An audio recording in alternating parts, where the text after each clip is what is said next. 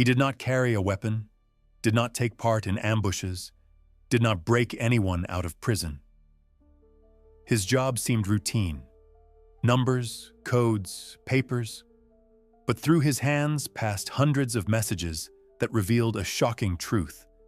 A spy empire was being built right under the noses of the Allies. A network that reached into parliament, universities, research centers, and military bases. And one day, he realized he could no longer stay silent. When he walked out of the embassy with the documents, panic followed. Agents came after his family. His apartment was nearly broken into. Newspapers refused to publish his story. Government offices shut their doors. No one wanted to accept the truth, even when staring at the evidence. You will learn who was hiding behind the mask on national television, why the papers smuggled out of a building in central Ottawa triggered an international crisis, and how one man lit the fuse of the most dangerous standoff of the 20th century. This story was classified.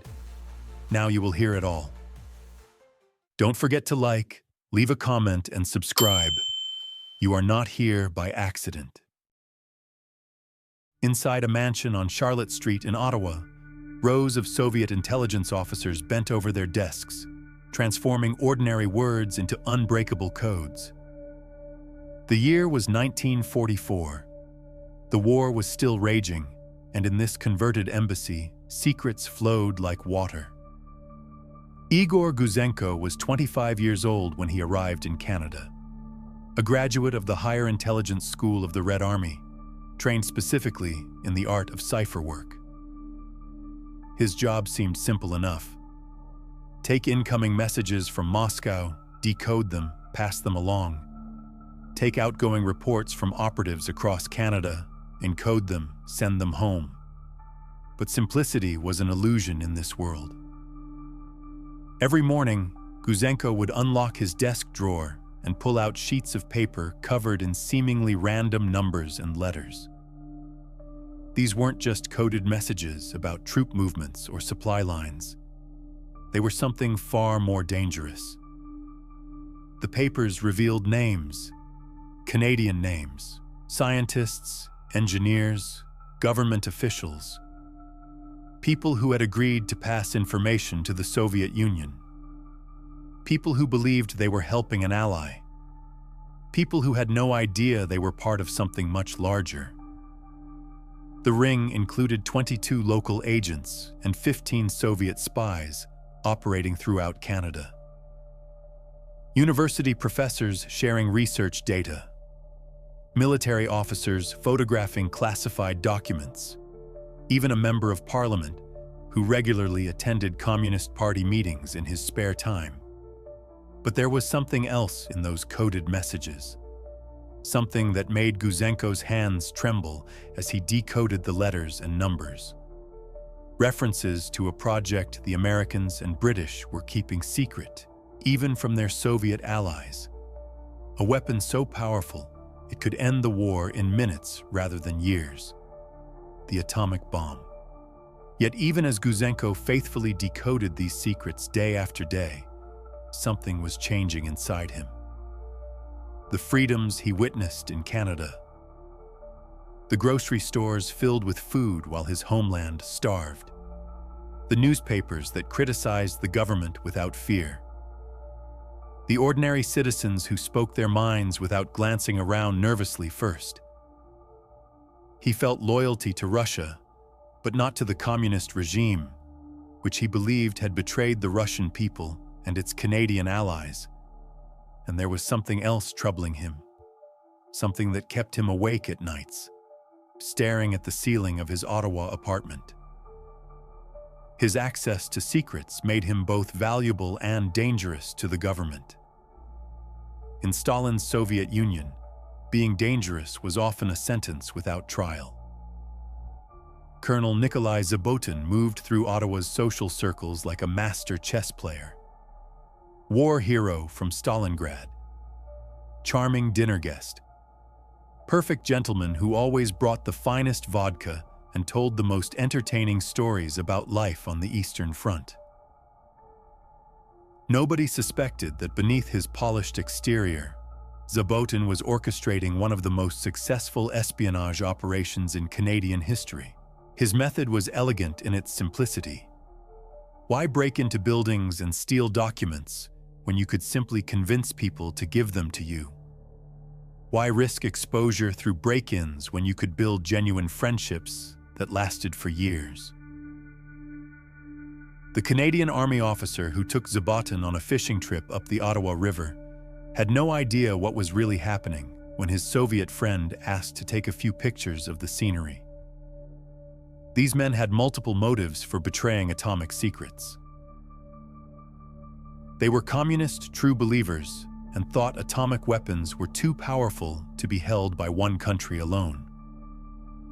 Some genuinely believed they were preventing an American monopoly on nuclear weapons. Others simply wanted to help an ally that had sacrificed millions of lives fighting the same enemy. A few were motivated by money or blackmail, but the most valuable assets were the ones who never realized they were assets at all. Dr. Alan Nunn May was a British physicist working on atomic research who regularly passed information to Soviet handlers. He would later claim he was motivated by scientific principles rather than political ideology. The atomic bomb, he argued, was too dangerous for any one nation to possess alone. Meanwhile, operatives exaggerated the value of whatever information they could gather, much of which was already publicly available or too vague to be of real consequence. The system encouraged inflation of importance. Minor details became major intelligence coups in the reports sent back to Moscow. And through it all, Igor Guzenko sat at his desk, encoding these inflated reports and decoding Moscow's increasingly urgent demands for more information about the mysterious American weapon project. But Guzenko was beginning to understand something his superiors didn't. The war was ending. The alliance between East and West was already showing cracks. And when the fighting stopped, the hunt for scapegoats would begin. September 5th, 1945, 3 days after the official end of World War II. While the rest of the world celebrated, Igor Guzenko walked through the Soviet embassy for what he knew would be the last time. Hidden inside his shirt were sheets of paper that could start a war. 109 documents detailing the full scope of Soviet espionage operations in North America. Names, addresses, code names, meeting locations. Everything needed to dismantle an entire spy network. But getting the documents out had been only the first challenge. Now came the truly dangerous part: finding someone who would believe him. Guzenko planned the defection carefully. He knew the government might be infiltrated. He knew local police could be compromised. So his first instinct was to approach the press. Surely journalists would recognize the story of the century when they saw it. The editor at the Ottawa Journal barely looked up from his desk when Guzenko tried to explain what he was offering. A Russian with broken English claiming to have proof of a spy ring? Probably just another attention seeker. The newspaper turned him away without even examining the documents. Hours passed, then a full day. Both Igor and Svetlana Guzenko were tried in absentia in Russia and were found guilty and sentenced to execution. They could never return home, but they still couldn't find anyone in Canada willing to help them stay. Government office after government office. One rejection after another. Officials who wouldn't meet with him. Secretaries who told him to wait and then disappeared for hours. A system that seemed designed to ignore the most important intelligence offer in Canadian history. But there was a reason for the reluctance. Prime Minister Mackenzie King had spent years building bridges with the Soviet Union. He was a leading patron of the National Council for Canadian-Soviet Friendship. The last thing he wanted was evidence that his Russian allies were betraying him. By evening, the Guzenko family had returned to their apartment in downtown Ottawa. Igor's pregnant wife, Svetlana, sat quietly, their young son sleeping in her arms. The documents that could reshape the world were still hidden in her purse, and outside, someone was watching. The knock on the door came just after sunset, not the polite tap of a neighbor or the familiar rhythm of a friend. Heavy, insistent pounding that made the walls shake. Igor pressed his ear to the door. Russian voices, embassy officials demanding entry, demanding answers about where he had been, demanding the return of certain documents that seemed to be missing from the files.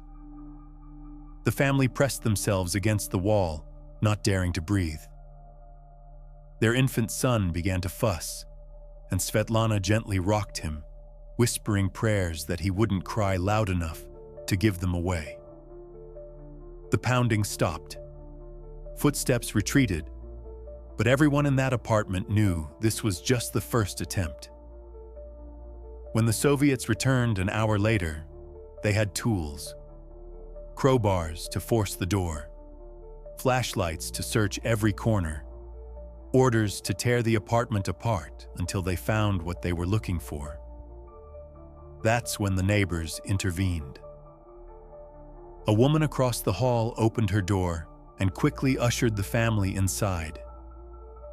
Another neighbor jumped on his bicycle and raced through the darkened streets toward the nearest police station. From the window, they watched Soviet agents ransacking their former home, throwing furniture aside, emptying drawers onto the floor, looking for documents that were sitting safely in a purse just 20 feet away. The Ottawa police had promised to watch the building. They had told the Guzenkos to signal with their lights if there was trouble. But when Svetlana frantically flicked the light switch on and off, no one came. Hours passed before officers finally arrived. By then, it was almost midnight. The standoff in the hallway lasted only minutes, but those minutes would echo through history. Canadian police ordering Soviet agents out of a Canadian building. Diplomats from two allied nations facing each other across a threshold, each testing the other's resolve. In the end, the Soviets backed down, but everyone knew this was just the beginning. Soviet defector Igor Guzenko was hidden at Camp X after his defection in September 1945. The facility sat on the shores of Lake Ontario, just outside Toronto. During the war, it had been a training ground for spies and saboteurs. Now it would become a safe house for the man who could expose them all. The interrogation began immediately. FBI agents from Washington, MI5 and MI6 operatives from London, RCMP officers from Ottawa. Everyone wanted to hear what Igor Guzenko had to say.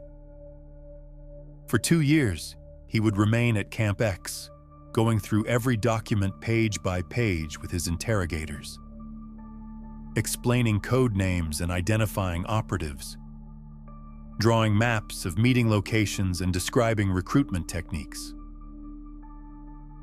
The information was staggering.